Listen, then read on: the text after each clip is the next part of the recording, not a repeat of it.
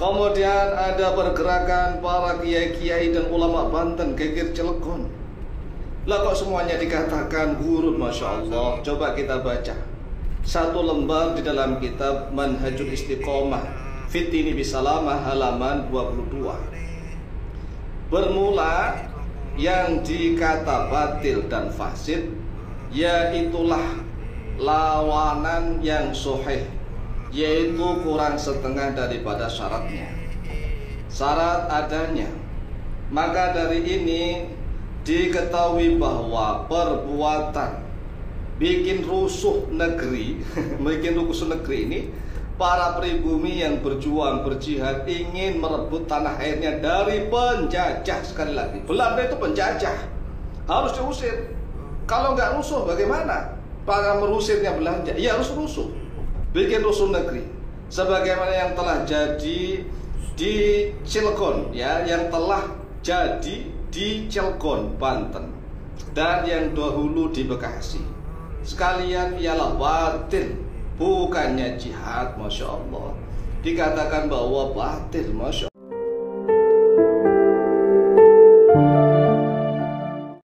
Yang waras tidak boleh mengalah terhadap mereka para pencuri agama yang menjadikan agama sebagai alat politik. Assalamualaikum warahmatullahi wabarakatuh. Om Swastiastu, Namo Buddhaya, salam kebajikan. Kembali bersama Tolang 9 dari Buntapan Tetalu Kabupaten Bulukumba. Sore ini saya kebetulan ada di jalan tol dari Bandara Sultan Hasanuddin.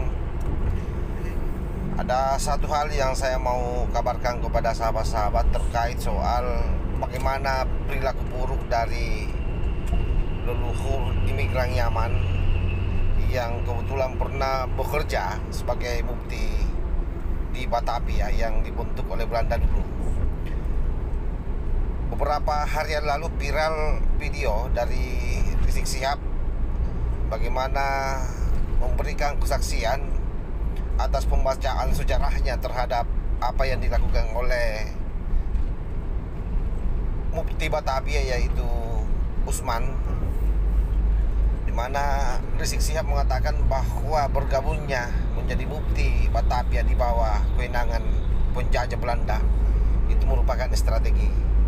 Tapi mencengangkan ketika muncul fakta-fakta bahwa ternyata yang dilakukan oleh Mufti Usman dulu adalah justru mendegradasi perjuangan para pribumi yang waktu itu berjuang keras melawan penjajah. Dianggapnya bahwa perjuangan itu bukanlah jihad, tetapi itu adalah merupakan sesuatu gerakan yang sifatnya batil.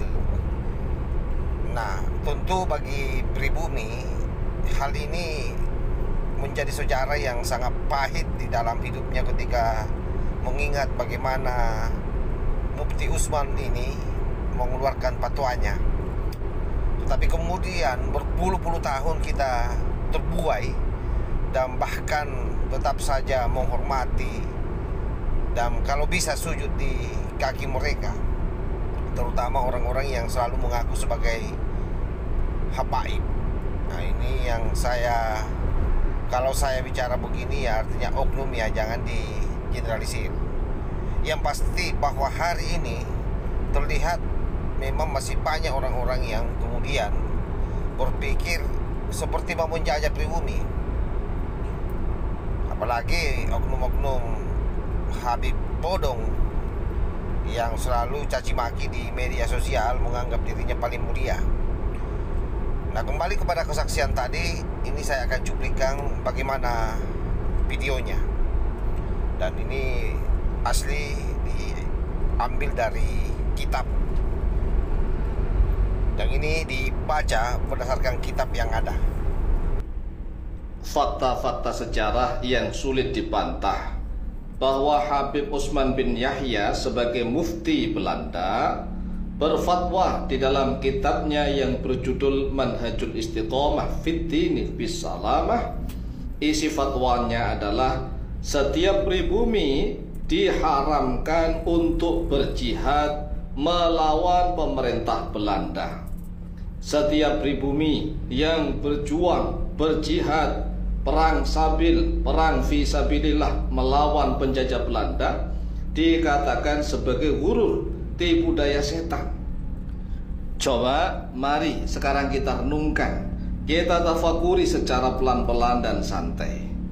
Para pejuang pribumi yang ingin merebut tanahnya sendiri dari penjajah, tapi dikatakan ghurur, dikatakan berdosa, jihad orang-orang bodoh katanya. Masya Allah, naudzubillah tsumma naudzubillah.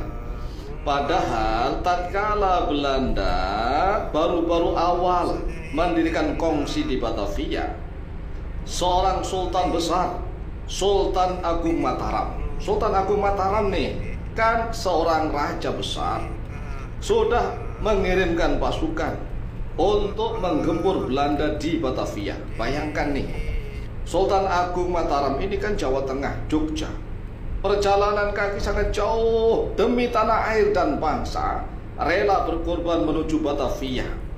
Walaupun toh kalah, tetapi ini semangat perjuangan untuk merebut tanah kita sendiri. Kemudian Sultan Agung Mataram mengirimkan pasukan lagi, tapi juga kalah.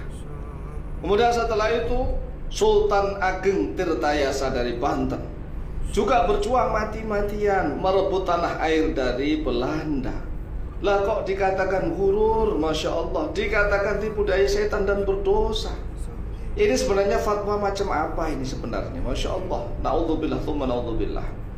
Kemudian setelah itu berkali-kali berturut-turut perjuangan jihad para putra-putra pribumi untuk merebut tanah airnya sendiri.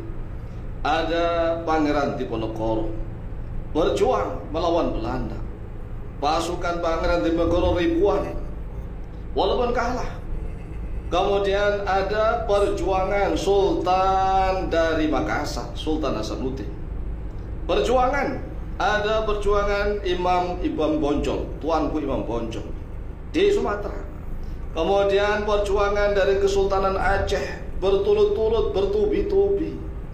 Kemudian ada pergerakan para kiai-kiai dan ulama Banten, Geger Cilegon. Lah kok semuanya dikatakan ghurur, Masya Allah. Coba kita baca satu lembar di dalam kitab Manhajul Istiqomah Fitini Bisalamah halaman 22. Bermula yang dikata batil dan fasid, yaitulah lawanan yang sahih, yaitu kurang setengah daripada syaratnya. Syarat adanya. Maka dari ini diketahui bahwa perbuatan bikin rusuh negeri ini, para pribumi yang berjuang berjihad ingin merebut tanah airnya dari penjajah. Sekali lagi, Belanda itu penjajah, harus diusir. Kalau nggak rusuh bagaimana? Para merusirnya Belanda, ya harus rusuh, bikin rusuh negeri. Sebagaimana yang telah jadi di Cilegon, ya, yang telah jadi di Cilegon, Banten, dan yang dahulu di Bekasi. Sekalian ialah batil, bukannya jihad. Masya Allah, dikatakan bahwa batil. Masya Allah, Masya Allah. Lah ini kok masih dibela bahwa beliau bukan sebagai antek Belanda. Lawang fatwanya seperti ini. Para jawara Batavia yang ada di Tambun, Bekasi itu berjuang. Ya, lihat bagaimana para jawara di Tambun, Bekasi ingin merebut tanahnya sendiri dari para penjajah. Dikatakan batil, bukan jihad. Masya Allah. Ini pernyataan seperti ini sebenarnya antek Belanda atau tidak? Lalu bagaimana kalau kita menjelaskan ini bukan antek Belanda? Lalu bagaimana sih? Lawang sudah dari pemerintahan yang sah, yaitu Sultan Agung Mataram, sudah menggempur Belanda berkali-kali, ya. Kemudian Sultan Ageng Tirtayasa Banten juga menggempur Belanda. Kemudian Sultan Hasanuddin dari Makassar, ini kesultanan-kesultanan semua, ini negara-negara yang sah, mengbentur Belanda. Kemudian Kesultanan Aceh menggempur Belanda. Kemudian Perang Patri, ya. Kemudian sampai Geger Cilegon di Bekasi. Walaupun toh sudah kesultanan nggak ada, ya terpaksa nih.